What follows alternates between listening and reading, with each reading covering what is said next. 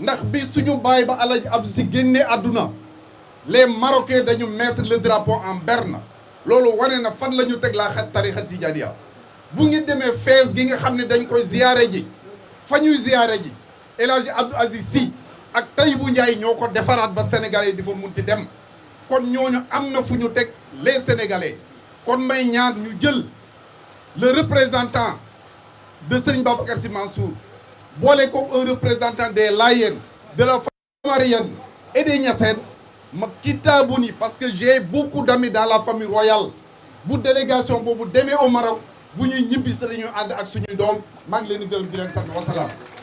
Monsieur le ministre Serigne Mbacké Ndiaye ancien ministre également moo doon def intervention de la Ligue sénégalaise des droits de l'homme monsieur Denis Ndour.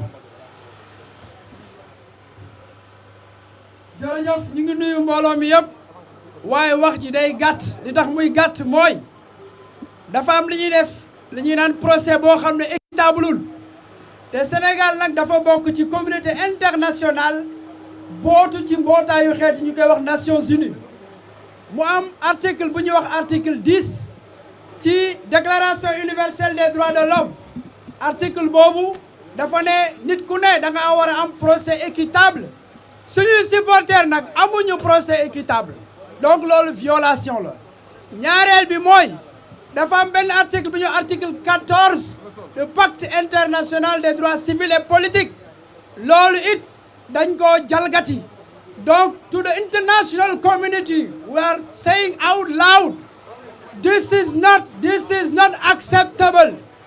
The Senegal is a part of the international community, member of the United Nations. But we know that this trial of our supporters who were convicted is not right.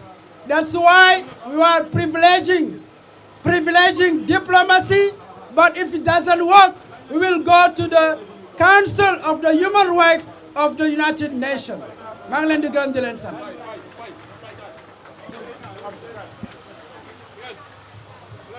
Alors, merci beaucoup.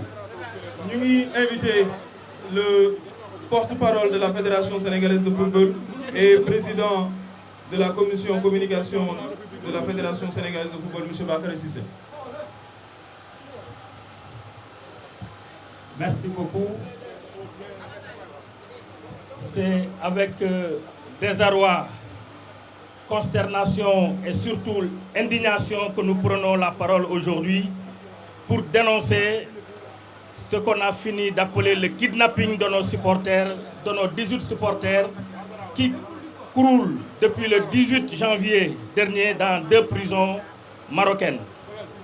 Je vais dire exactement ce que j'avais dit à la veille de la Coupe d'Afrique des Nations lors de la représentation des supporters. C'est vrai, les joueurs retenus par Pape Thiaw sur le prêt défendent les couleurs du Sénégal. Mais vous les supporters, dans les gradins, vous jouez un rôle. Non seulement vous vendez le spectacle, mais vous vendez aussi la culture sénégalaise. C'est pourquoi j'ai l'habitude de dire que nos supporters ont choisi de façonner toute leur vie, jusque dans le moindre détail, afin que leur connaissance et leur expérience soient à la disposition de la population sénégalaise, surtout des plus jeunes. Pour que leur grandeur d'âme ne souffre d'aucune contestation et que le sentiment de connaissance qui les habite, joint à un coup d'œil sûr et intuitif sur les hommes et sur les événements, soit leur guide de toujours. Ces supporters-là aujourd'hui qui croupissent dans les prisons marocaines doivent être sortis d'affaires. Moi je l'ai dit et je le répète, ils font l'objet d'un otage. La population, pour ne pas dire la justice marocaine, pour calmer l'ardeur de ces supporters, a pris des supporters sénégalais comme trophée de guerre.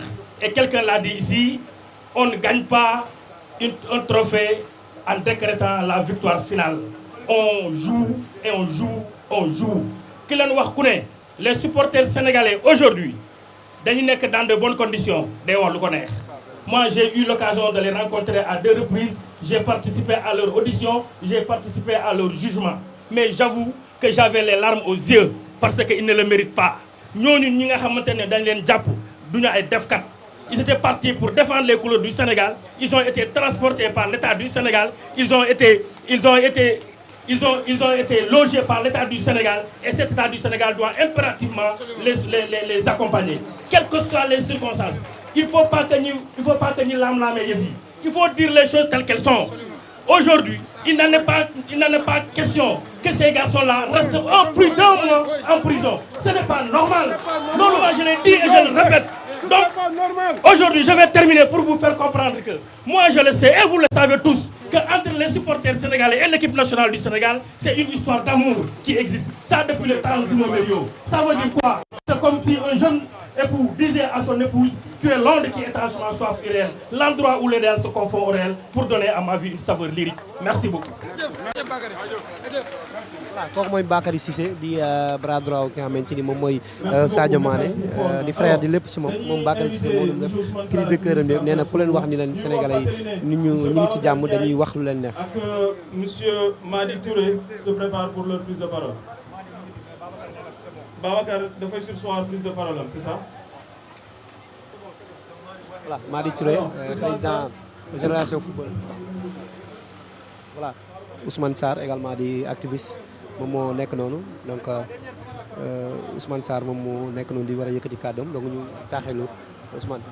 gars yi dama leen bëgg a dégg bu ma nee libéré libéré libéré dégguma leen de libéré les otages dama ne tey xam ngeen ne li ñu fi indi ci weeru koor bi mooy pour demander ñu libérer suñu supporters yi nga xamante ni nii dañu leen a téye en otage dañu la téye en otage parce que xam nañu ne ni ñu leen jàppee teguwul ci dëgg teguwul ci yoon xam nañu ne li tax ñu téye leen Maroc parce que dañu leen a gagné li nga xam ne moom mooy Coupe d'Afrique bi bu fekkoon ne ñoom ñoo gagné heure bii nii suñu supporters yi ñibbisi nañ bu yàgg kon nag lii du question que parce que dañu leen a téye légalement mais dañu leen a téye en otage parce que dañu perdre li nga xamante ni nii moom mooy CAN bi si loolu nag dañuy woo ñi nga xam ne ñoom ñooy suñu autorités yi dañuy woo le président de la république xam nañu ne wala dégg nañ ne mi ngi def ay effort pour demander grâce mais dañ koy ñaan mu gën a dundal li nga xam ne moom mooy effort yi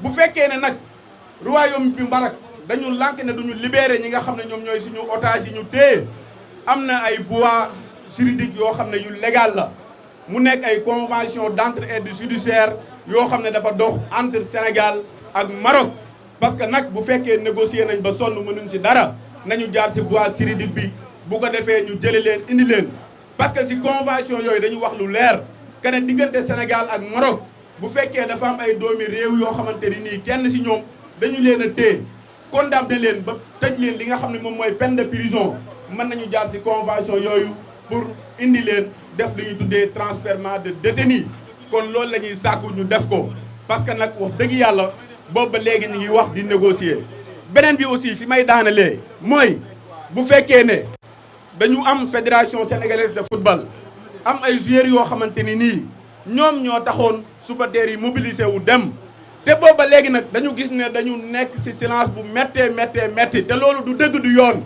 am na nag quelques personnes yoo xam ne gis nañu leen mais ñi nga xam ne déggu leen ñu wax ci loolu ñu def jaaduwul parce que ñoom ñoo tax ñu téye ñooñu supporters yi dañu nekk ci kaw tribune bi tayle li nga xam ne moom mooy seen bakkan def lépp lu ñu man pour Sénégal mën a gagner kon ñooñu noonu tey bu ñu leen jàppee léegi mu bat ñaari weer ñu tëj leen ci kaso bi ñoom déggul leen ci loolu du dëgg du yoon fédération bi aussi yor coupe bi di wëndeelu ci dëkk bi neex na lool foo dem wal leen li nga xam ne moom mooy trophée bi waaye nag taxawaay bi ñu waroon am suñu supporters yi taxawaay boobu dafa des nañ ko waxte dee taxawaay bi ñu waroon a am dafa des parce que niñ ci war a waxee waxuñu ci ñi ngi ci leneen te loolu c'est pas du tout normal kon nañu libérer ñi nga xam ne ñoom ñooy les otages yu ñu téye au Maroc. voilà ñu jël alors ñu ngi egsi nañ ci dernière intervention bi balaa ñuy terminer dañu bëgg a remercier les collectifs yi nga xam ne ñoo ànd ci organisation wu lii di wax tout sur le foot local ñu ngi leen di remercier bien que jëluñ parole ñu ngi leen di sant di leen gërëm di remercier Ultra 221 di remercier la SC Jaraaf di remercier Ale Casa di remercier Lébu gi ak képp ku jógee Rufisque di remercier waa FRAPP ak Gérard mi fi nekk di remercier collectif des supporters yi nga xam ne ñoom joindre nañ ci activité bi di remercier waa société civile la police nationale la mairie ak tous les maires yi nga xam ne ñëw nañ daje fi autorités de la Fédération sénégalaise de football, à tous les présidents de clubs et les présidents des clubs de supporters. Je remercie le préfet pour l'autorisation. Je remercie képp koo xam ne supporter nga sénégalais nga ñëw nga wala ñëwoo wala nga toog sa kër di ñaanal ñi nga xam ne ñu ngi leen détenir fële ca Maroc di doole famille yi nga xam ne ñoom la seen doom tëdd foofu ci Maroc di wax ne nag jot na ñu remercier ñun ñëpp la presse bi nga xam ne depuis le début ñoom ñoo couvrir l'activité ñu leen di jégalu ci lépp loo xam ne manquement la depuis bi ñu commencé ak yéen te di ñaan lépp loo xam ne ñu ngi ko sàkku fii rek mu egg fi mu war a egg.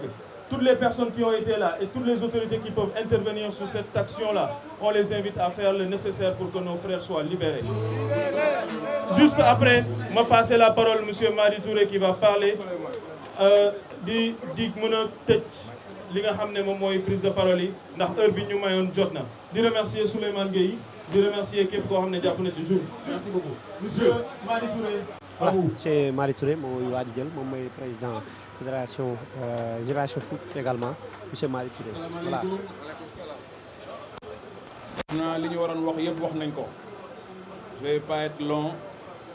C'est de remercier tout ce beau monde. li ma mën a wax rek mooy que ni football moo bari doole bi mooy rassembler xeex nañ ko ba sonn ñëpp wax nañu. Aujourd'hui, il faut pas que nous tournions autour du pot. L'objectif c'est quoi? On l'a dit, def nañu marche ci bismillahir rahmanir rahim terminé ko alhamdulillahi rabbil alamin mooy libérer les otages. Amuñu fayu supporter parce que ku bàyyi sa kër bàyyi sa njaboot dem Coupe d'Afrique li doon nga am nii Maroc mi ngi doon nga am ci football gis nañu sorte violence bu nekk ci àddina bi mais mosuñu tey ay supporters li may ñaan nag mooy le roi Hassan II.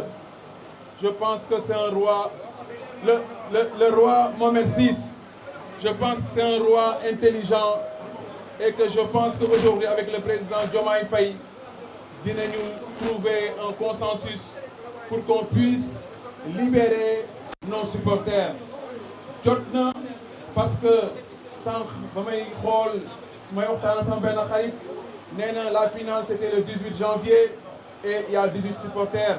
Donc 18 supporters yi war nañ leen bàyyi te inch'Allah am naa si yaakaar état du Sénégal mi ngi liggéey pour que ñu libérer leen et balaay koor gi jeex inch'Allah dinañu libérer supporters yi.